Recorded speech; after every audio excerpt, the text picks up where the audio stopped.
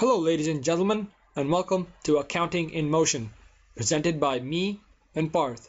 Today, we're going to be talking about intangible capital assets. So it's a very interesting topic. It's also quite extensive, so stick with us and be sure to task.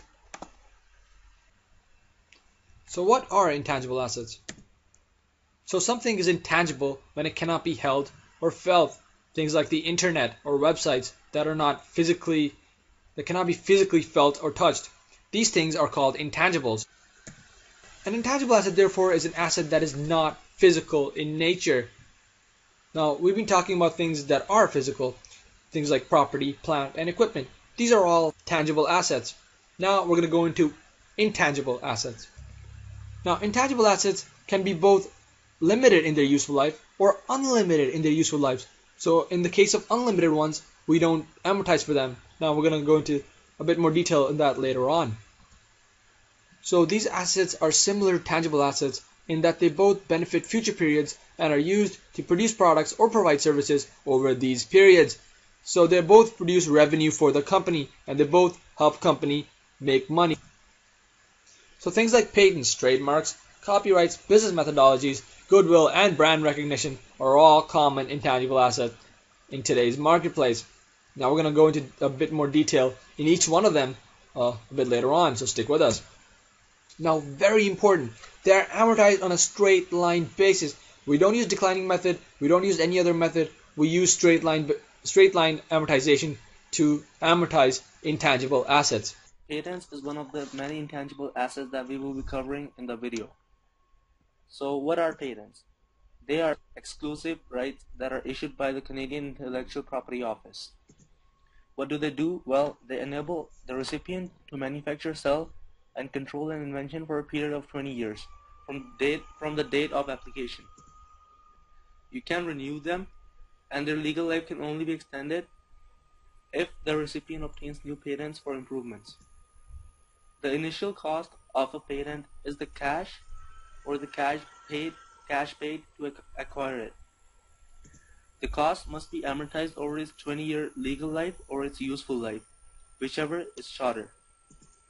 The basic journal entry that goes with it is you debit an amortization expense and you credit the asset itself. Before, when you used to amortize, you always debited the amortization expense and credited the accumulated amortization. However, for intangible assets, you always credit the asset. So let's do an example for patents. So let's say Rob Ford Company buys a patent for $50,000, estimating its useful life to be 5 years. What will be the initial journal entry and what will be the amortization after the first year? Now I want you to pause the video and do this yourself to see if you can do it. So now that hopefully you've done it, let's see if you got it right. So first of all, you would debit patents for $50,000 and you would credit cash. So you paid basically $50,000 to purchase a patent. Pretty straightforward. Now here comes a bit of a tricky part. Amortization expense for $10,000 is debited, which is normal, but the patent itself is credited for $10,000 instead of an accumulated amortization account, which is what we would usually credit. And so that's very important. For the annual amortization entry, credit the asset account directly for all intangible assets, patents, copyrights, trademarks. All of them are going to follow this pattern. So very important to remember. Copyrights. Copyrights gives the owner an exclusive right to reproduce and sell an artistic or published work.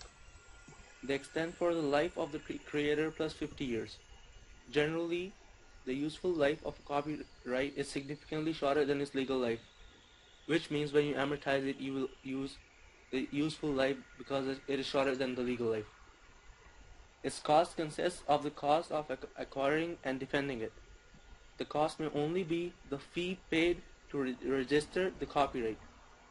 It may also amount to a great deal more if a copyright infringement suit is involved. The amortization for this is done the same way as for any other intangible assets. So now let's talk about trademarks and trade names. A trademark, also known as a trade name, is a word, phrase, jingle, or symbol that identifies a particular enterprise or product. So things that represent a company could be an example of this. Now, some actual examples are "Just Do It," a slogan used by Nike; the Camry, a car produced by Toyota; and of course, the Pepsi symbol, which is universally used to recognize the soft drink manufacturer. Now, they really enhance the sale of the product. So to be able to get exclusive rights for a trademark, the creator has to register that trademark with the Canadian Intellectual Property Office. It is renewed every 15 years, but this is only as long as a trademark or trade name is in use.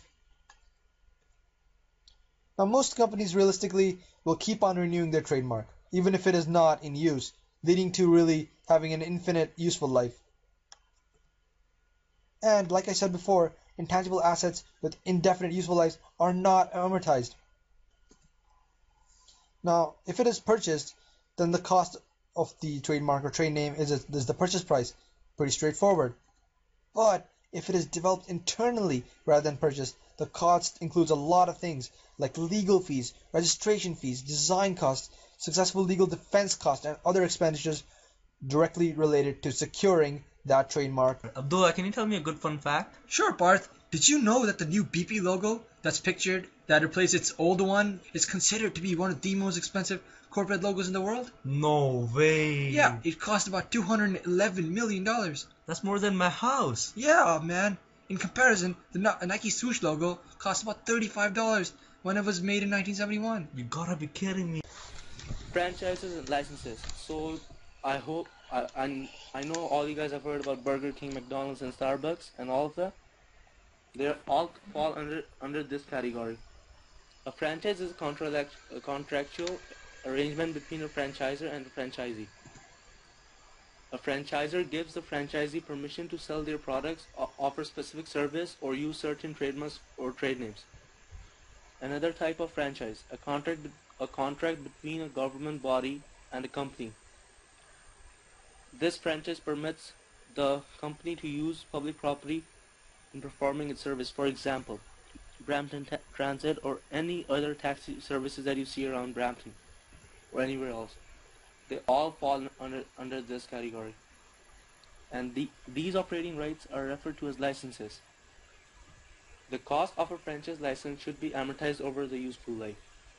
If it's indefinite means that you cannot amortize it, it doesn't have a useful or legal life. You can use it for as long as you want. It must be tested annually for impairment and written down if required. Annual payments are sometimes required under a franchise agreement known as royalties. These are recorded as operating expenses in the period in which they are incurred, which follows the matching principle under GAAP. So let's move on now to Goodwill. Now, it is usually the largest asset on a balance sheet. That's very important to remember. That being said, what is Goodwill?